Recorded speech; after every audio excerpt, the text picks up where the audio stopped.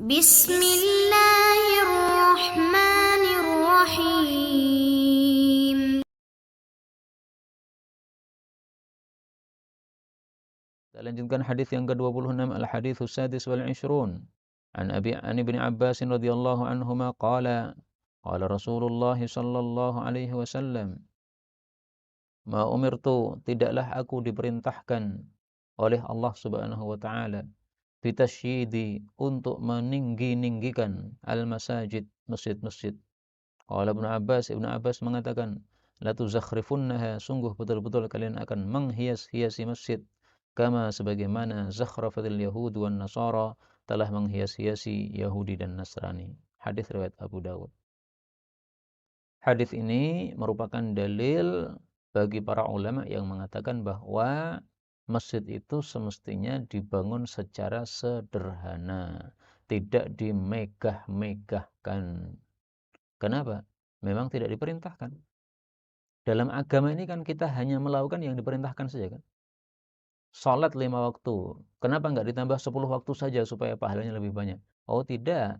Innamad dinu minar rabbi amruhu wa nahyuh. Agama itu hanya dari Allah, perintahnya maupun larangannya.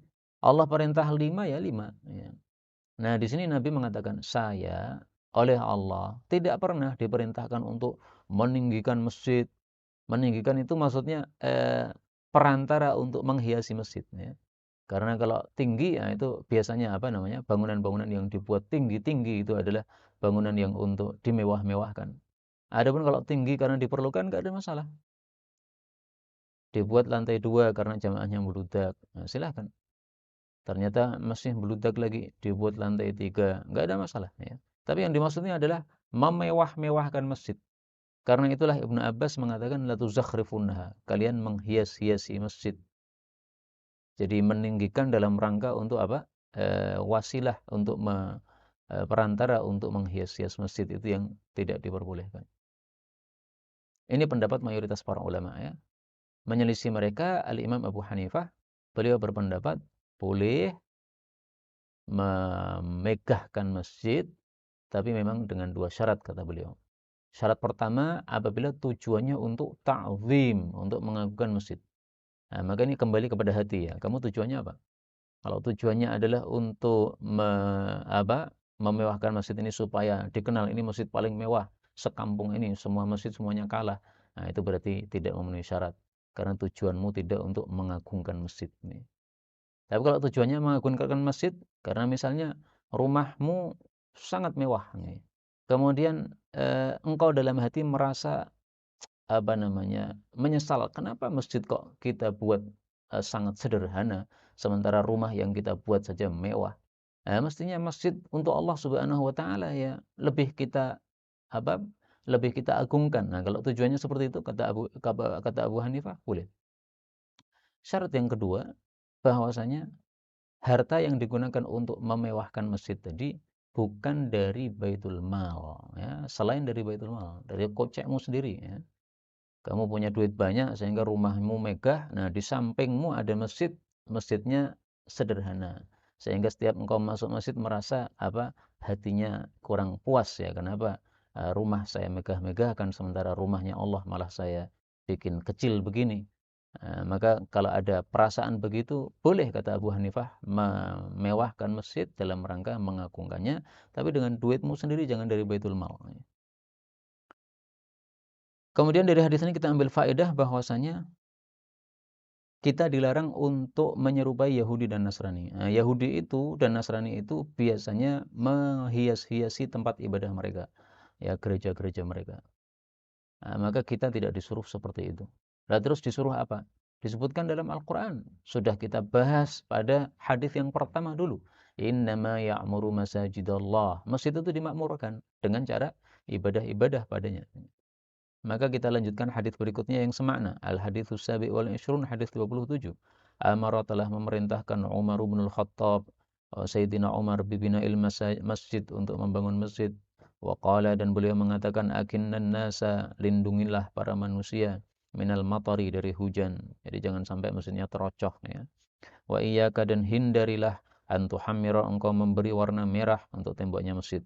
Au tusaffir atau memberi warna kuning. Kenapa? Fataftinan nas, kamu akan mengganggu para manusia dengan warna-warna yang mencolok tadi. Wa qala Anas, berkata Anas bin Malik, yatabahawna, mereka bermegah-megah biha atau berbangga-bangga biha dengan masjid. Thumma, kemudian la ya'murunaha, mereka tidak memakmurkan masjid illa qalila, kecuali hanya sedikit saja. Rawahul Bukhari, diriwayatkan oleh Imam Bukhari ta'liqan secara mu'allaq, yaitu tanpa menyebutkan sanadnya. Tiba-tiba dia mengatakan amara umaru, ya, tanpa sanad. Kaum muslimin rahimani wa rahimakumullah,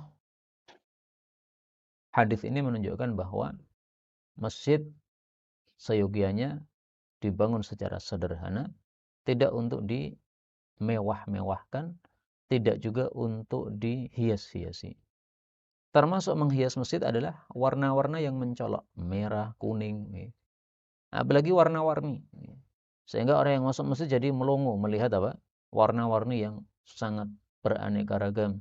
Sehingga salatnya malah tidak khusyuk, tetapi salatnya malah melihat warna-warni yang unik di tembok-tembok masjid.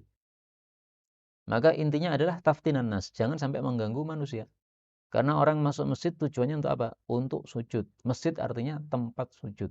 Nah, kalau kita mau sujud kepada Allah itu yang khusyuk. Nah, maka segala yang mengganggu kekhusyuan, termasuk pernak-pernik, warna-warni, kemudian juga kaligrafi dan sebagainya, itu semestinya dihindarkan. Maka jangan sekali-kali kita mengatakan Masjid Nabawi saja diwarna-warni. Nah, kita jawab bahwa Islam tidak diambil dari kondisi yang ada di Mekah atau Madinah, tapi Islam diambil dari Al-Quran dan As-Sunnah. Wa in tuti'uhu tahtadu. Kalau kita taat kepada Allah dan Rasul, kita mendapatkan hidayah, bukan taat kepada Saudi, Mekah, Madinah, bukan. Kemudian kita ambil beberapa faedah. Faedah yang pertama, ini bukan sabda Nabi, tapi ini perkataan Sayyidina Umar. Meskipun ini perkataan Sayyidina Umar, bukan sabda Nabi, tapi ini mengingatkan kita dua hadis Rasul sallallahu alaihi wasallam. Hadis yang pertama, Rasulullah mengatakan, "Iqtadu billadaini min ba'di." Ikuti dua orang sepeninggal saya, yaitu Sayyidina Abu Bakar dan Sayyidina Umar. Jadi kita disuruh mengikuti Sayyidina Umar. Kalau Sayyidina Umar mengatakan, tembok masjid jangan diwarnai kuning, merah, nah, kita ikuti.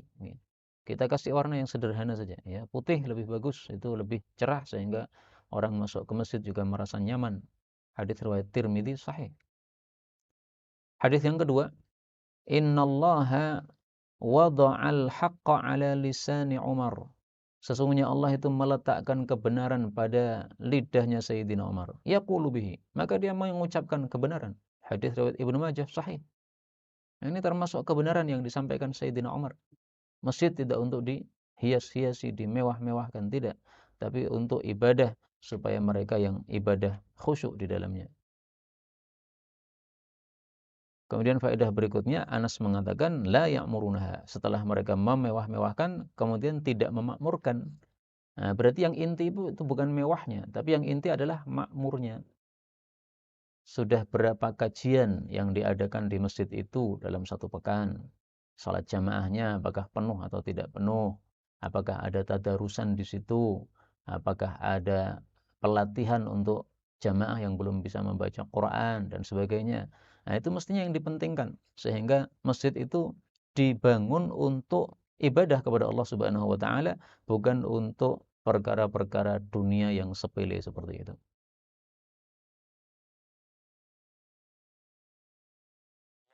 تقبل منا إنك أنت السميع العليم وتب علينا إنك أنت التواب الرحيم. اللهم نحمدك حمدا شاكرين حمدا ناعمين حمدا يوافي نعمه يكافئ مزيدا. يا ربنا لك الحمد ولك الشكر كما ينبغي لجلال وجهك الكريم ولعظيم سلطانه. اللهم صل وسلم وبارك على رسولك الكريم نبينا محمد وعلى آله وصحبه أجمعين. اللهم اجعلنا من أهل القرآن waj'alil Qur'ana sahiban lana fid dunya wa syafi'an lana fil akhirah. Ya Allah, jadikan kami termasuk ahli Al-Qur'an. Jadikan Al-Qur'an sebagai sahabat kami di dunia, syafaat bagi kami di akhirat. Allahumma nawwir ya Allah qulubana binuril Qur'an. Ya Allah, sinari hati kami dengan cahaya Al-Qur'an. Wa nawwir akhlaqana binuril Qur'an. Ya Allah, sinari akhlak kami dengan cahaya Al-Qur'an. Allahumma nawwir hayatana binuril Qur'an, a'ilatana binuril Qur'an, quburana binuril Qur'an. Ya Allah, sinari kehidupan kami dengan cahaya Al-Qur'an.